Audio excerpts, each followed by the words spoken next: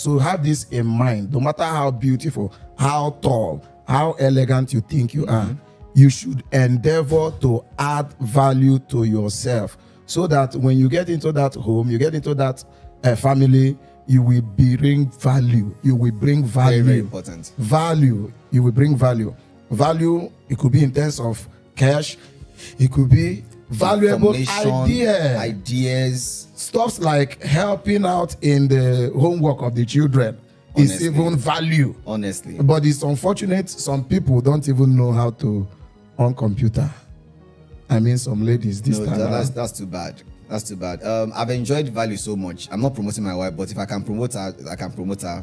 Don't worry. My sister. Well done. God for you. God is seeing you where you are. For you.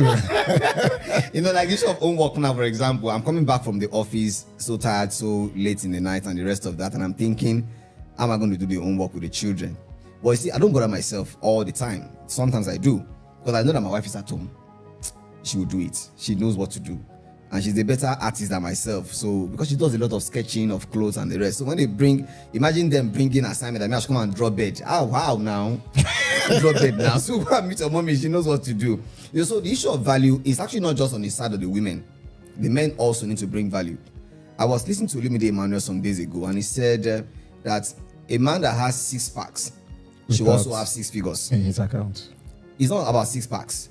He should also have money to back up that 6 pack. Because if the only thing you are having to contribute is just your erection, Oyagha, you know, rich. So you need to bring something more than that to the table for the woman to respect you, for the woman to agree to stay with you, and for her to be loyal to you. If you cannot meet this issue of value in a marriage, you should not be managing. So attention to those guys that spend more time in the gym than they spend in their library. Growing muscle. Growing muscle. Adding biceps.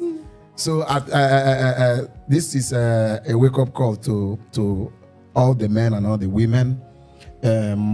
Finance plays a lot of role in our marriage. In fact, the society we have today is a product of marriage. And then most of the people you see that are dysfunctional today, they are product of dysfunctional homes. Seriously. Products of dysfunctional homes. I've had privilege of, counseling 1 or 2 people that were trying to get into marriage, and those that are also into marriage. And the feedback you get. And one of the things I don't fail to tell the people, it's like what I apply to myself. I take responsibility. In fact, I told my wife, and I tell everybody, that if anything happens to my marriage, hold me responsible. That is it. Don't hold my wife. Hold me responsible. Which means the responsibility is on me. Sure. I also expect the lady to do the same, but hold me responsible if it succeeds or if it fails. So I'll do everything within my power and outside my power to make sure it succeeds. The reason I took that responsibility is because we want a better society. Sure. And there cannot be a better society if you don't have a better home. And there cannot be a very good home if money is not involved. So we should endeavor to consider finance in our marriage. Don't just say, why are you talking about money, woman? Are you materialistic? Money is very, very important. Money is very, very important. If anybody tells you that I'm okay with pomo, for those who are watching from outside Nigeria, pomo is the leather, the skin of cow. If anybody tells you I'm okay with pomo, is a lie. It's because he doesn't have money. If he has money, he will eat chicken. So if any woman tells you I'm okay with the way you are, try to be higher. It's better. Be not deceived. I love you the way you are doesn't mean I love you to remain the way you are. You should at least strive to be better. You should have. It's important. Strive to be better. It's important, and together we make a better society. My guy, Alpha. How many years now into your marriage? By May this year, I'll be 11 years. 11 sweet years, honestly. They say most marriages have challenge within the first 5 years, and the moment it hits 10 years, the rate at which the marriage can fail, the possibility reduces. Yes, I agree. You mentioned something earlier, and I picked it. The issue of taking responsibility. Okay. If my marriage works, I take responsibility. If it fails, I also take responsibility. Yes, the woman too should also take her own responsibility in her perspective. But for you as a man, taking that responsibility, you will come to understand that the onus is on me to make sure that this marriage works. And if it looks as if it's tilting one way negative, what do I do? I can say that the first 1, 2, 3 years wasn't very easy. Why? I had my expectations. My wife also had her expectations. And at a point, it was as if, you're not supposed to be a pastor. I mean, I don't believe I married me. I mean, what's all this mala now? You know? But then at the end of the day, we need to sit down again and say, come. What's up? What's happening? Where are we? Where are we going to? How did we get to where we are now? And how can we move from this point to the next point? You see, that conversation, total turnaround between us, with people around us, with our work in the church, and then with the children and the rest of that. You know, it brought a total turnaround, and it can only get better with God on our side. All right. Okay, let me see if we have some questions. Just to take it from where you stopped. 11 solid years now. Yeah. It didn't just start like a bed of roses. It's just to encourage people that may be having one struggle, one challenge in their marriage, that nothing good comes easy. At all. It takes a lot of work. Investment. It takes a lot of investments.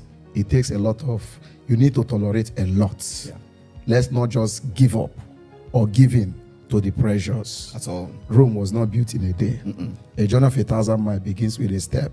So no matter what you're passing through, I think you must dialogue. Just be optimistic. Have a focus. Very well. And be conscious about it. Somebody wrote here, there cannot be a better home if there is no, better is retweeting what we said. If there is no, if there is no money, very important. A man with 6-pack should also have 6-pack in his account. I'm trying to get questions from the audience. No matter There's a popular question people usually ask. I don't know if we have that, but should couples have joint accounts? Okay, should couples have joint accounts? Okay, you speak on that. It depends. I don't have joint account with my wife. Not because I don't want to have, but because I know my kind of person. But then, even though I don't have a joint account with her, she has access to all my accounts. As in, she can withdraw, she can pay in, and the rest of that, which I think is even better safe. But it depends on what works for the couple. One would mention the issue of management, knowing who has the ability to manage the fund or the resources that's available in the family. And then secondly, what is the purpose of having a joint account? Because purpose for me should direct whatever decision that you want to take in the house. So if you're having a joint account, is it because you want to bring in the money together so you can be spending together? I want to go to the office now, madam, give me money to buy fuel, or what? Or you want to execute a project. Sorry. I want to. Somebody say you can still look for money and give us attention. I think. I think you explained that. We didn't say anybody should not give the wife attention, no. But it's very, very important. The money is very, very important because the romance will not be complete if the finance is not there. If you check the finance and romance, they sound alike. Yeah, but they're not the same. They are not the same. But we are not advocating that people should neglect their families while they are going to look for money. No. But if the man doesn't have, like, let me tell you practically, you know, how I will always explain to my wife is that, yes, I have a plan.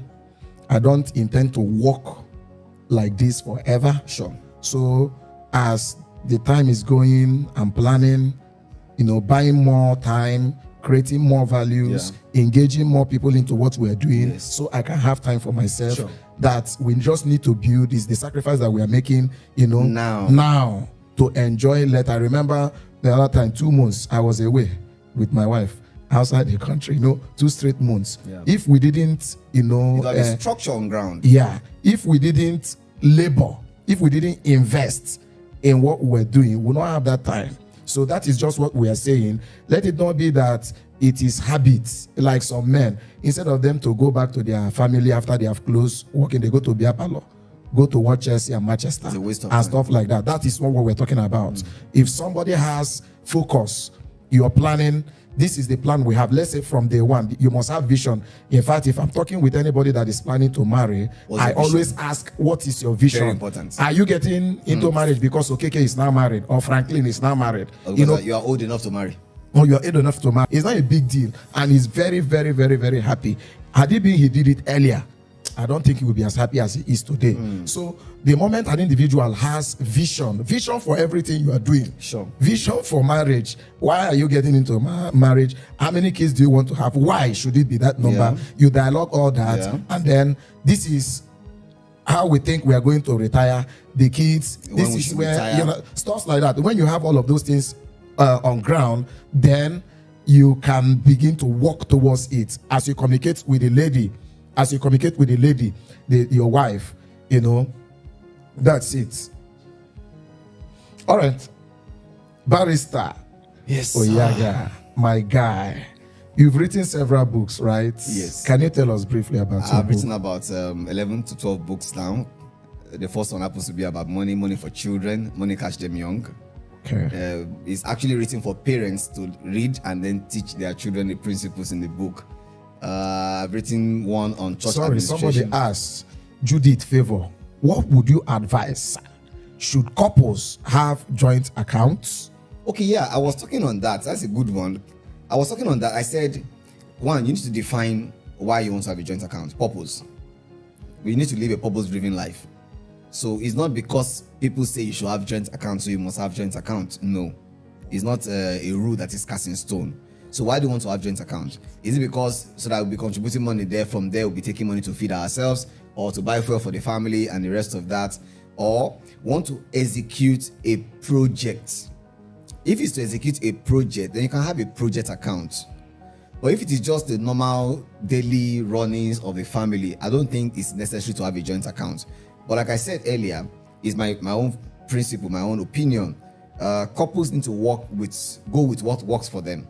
What is working for me may not work for you. I don't have a joint account, yes, but my wife have access to my account, so it doesn't really make any difference who has the money in the account, but who knows how to manage it.